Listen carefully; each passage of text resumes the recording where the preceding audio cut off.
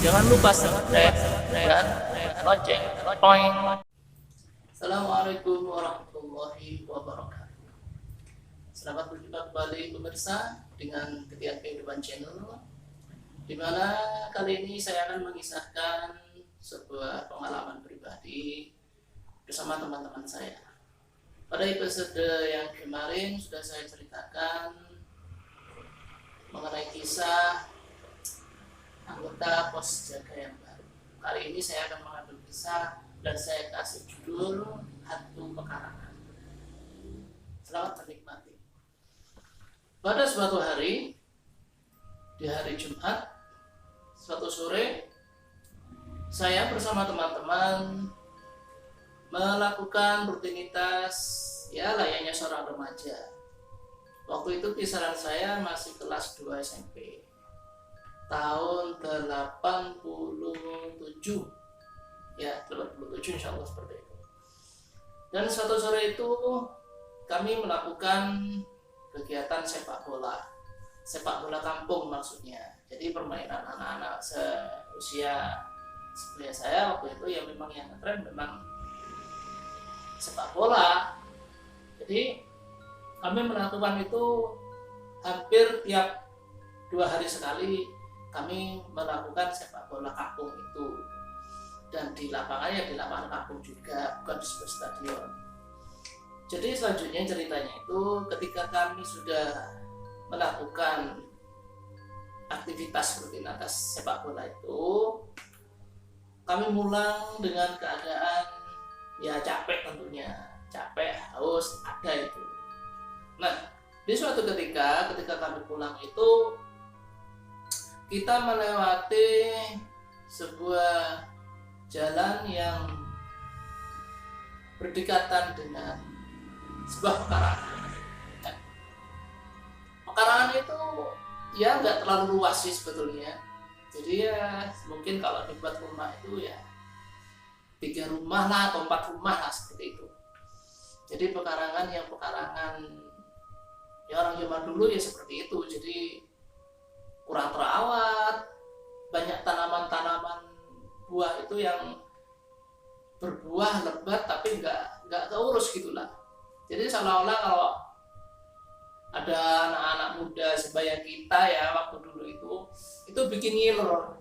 Jadi buah-buahnya tuh banyak memang. Ada jabu, ada jeruk tadi itu, terus ada apa ya? Itu kalau di kampung saya itu namanya kenitu, itu apa ya kalau bahasa Indonesia ya, pokoknya ya sekenitu lah. Jadi buahnya itu bulat kayak apel, cuma manis, kalau sudah matang tuh manis, apa empuk gitu, lunak gitu.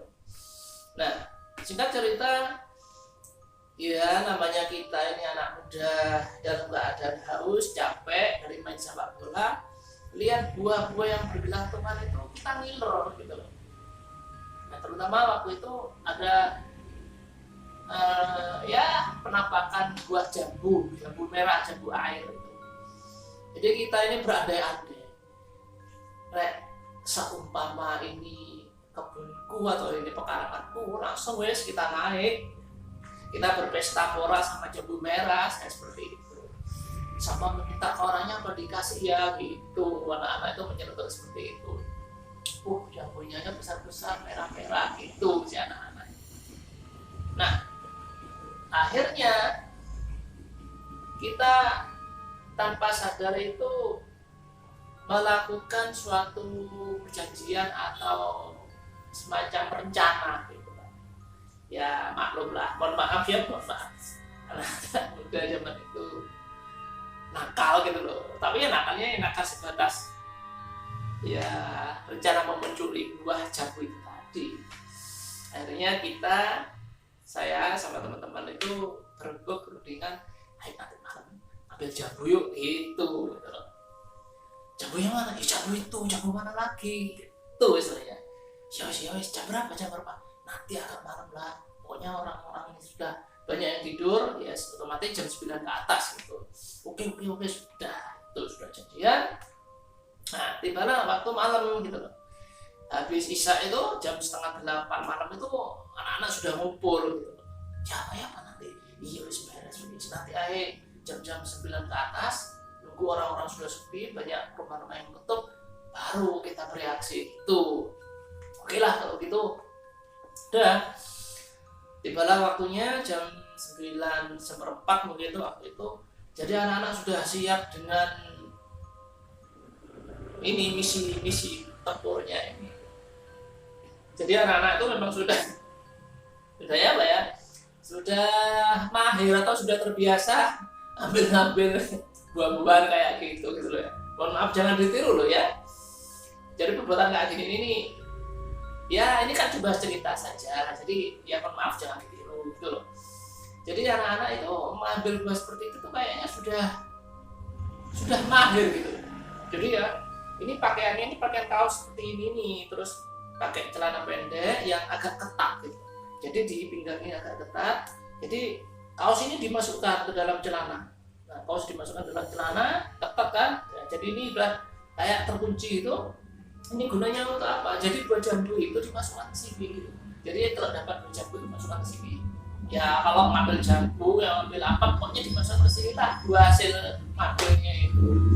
Nah, kemudian si anak-anak ini memeriksa satu sama lainnya gitu. Ini bajumu kurang kencang ini, nanti kamu kalau dapat jambu banyak ini, wah ini lepas bisa brodol gitu. Waktu itu kan aku sudah sampai kencang bener itu sudah yakin baru bereaksi. Nah ini kebetulan yang dapat tugas itu yang ngambil jambu itu ya maaf yang ngambil jambu itu saya sama si teman saya namanya Agus.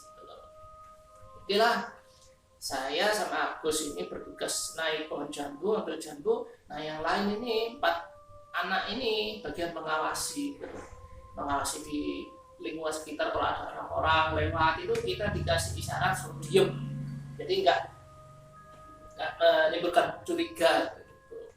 Dan si anak-anak sudah ambil posnya sendiri-sendiri yang bagian pengawasan ini.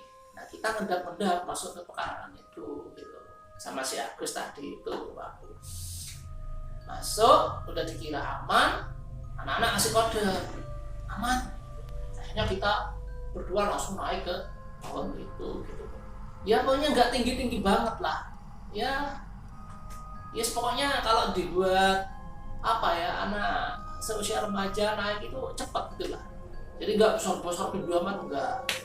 Akhirnya kita naik, sudah sampai di rimbunan daun-daun itu sudah kita tutup, kita sudah merasa aman gitu.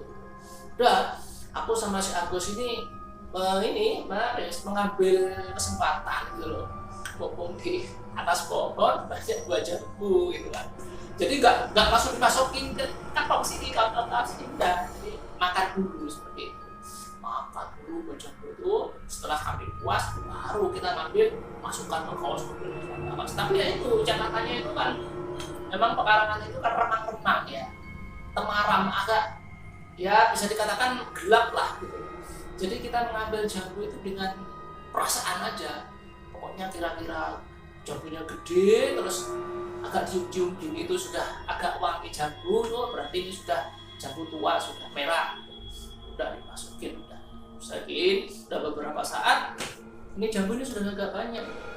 Aku sama si Agus sudah agak banyak, jadi saling kaosnya tuh saling lembung gini.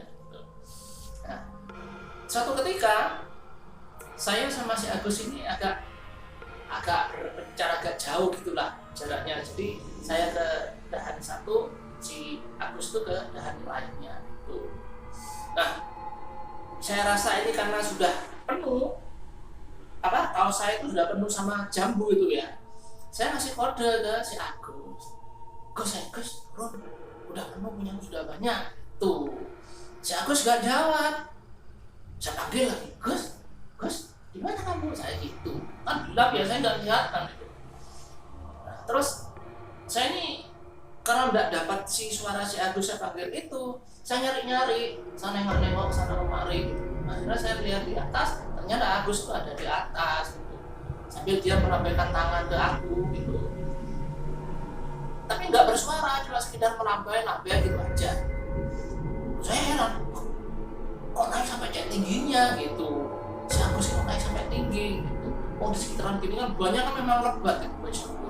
Jadi meskipun nggak ke atas tuh udah banyak di sekeliling kita itu.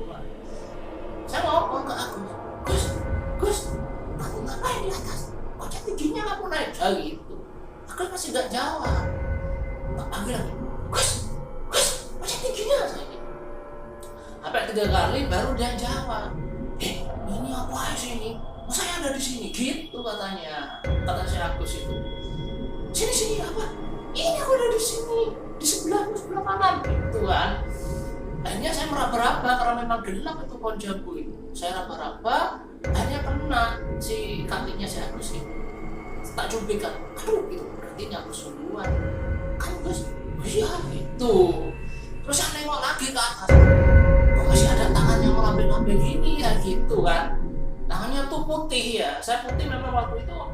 Perasaan saya karena mungkin terkena imbasnya sinar lampu jalan gitu loh. Hanya saya cubit lagi sih, Gus, itu tangannya siapa Gus? Saya gitu. Mana itu di atas itu, lambai-lambai kita gitu. Kan saya kira itu tadi si Agus di atas itu. Ternyata si Agus juga ada di samping saya sebelah kanan gitu. Terus ini perbarengan saya lihat sama si Agus ini ke atas ini. Ternyata si Agus juga melihat gitu, tangan putih yang melambai itu.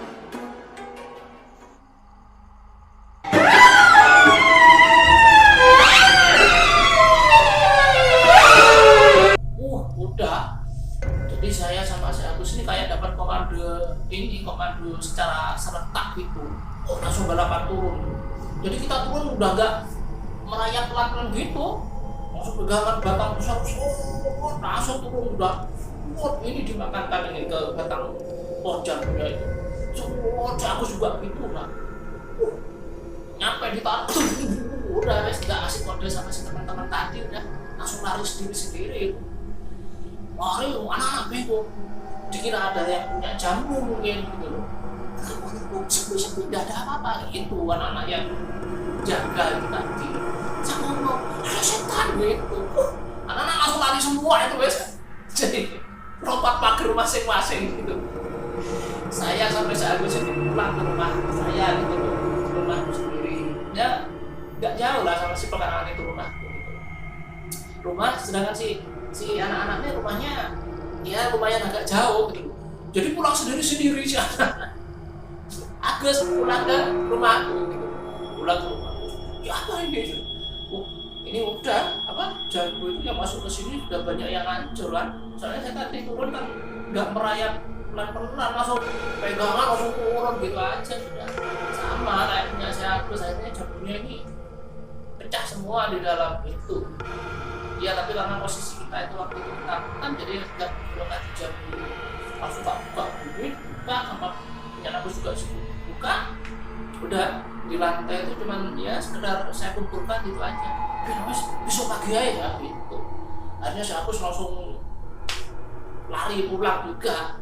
Saya masuk dalam rumah, tapi sambil dia gemeter lah. Ternyata itu tadi bukan tangannya si Agus, saya gitu. Oh Agus sungguhan itu, saya gitu. Besokan harinya pas sama anak-anak sekitar pulang. Ya memang ternyata si pekarangan ini memang zaman dunia waktu itu memang sering ada penampakan seperti itu. Ya terutama memang jaga pekarangan ini tuh. Jadi kalau ada orang-orang yang usil gitu sama si tanaman ini memang suka dihantui gitu. Saya juga nggak tahu, ini juga diceritain sama kakak-kakak saya yang sudah banyak puas. Jadi ya seperti itulah pengalaman kita. Dan itu sebetulnya juga penting sih. Jadi pekarangan ini sudah banyak menemukan cerita-cerita horor. Dan untuk itulah pemirsa, ya mungkin insyaallah lain kali akan saya ceritakan kisah horor yang lain di pekarangan ini juga, dan bersangkut paut juga sama si tanaman buah. Untuk itulah kami mohon Anda dalam subscribe channel saya, like dan bagikan, dan jangan lupa Anda selalu mulai berita tentang cerita yang akan saya tunjukkan.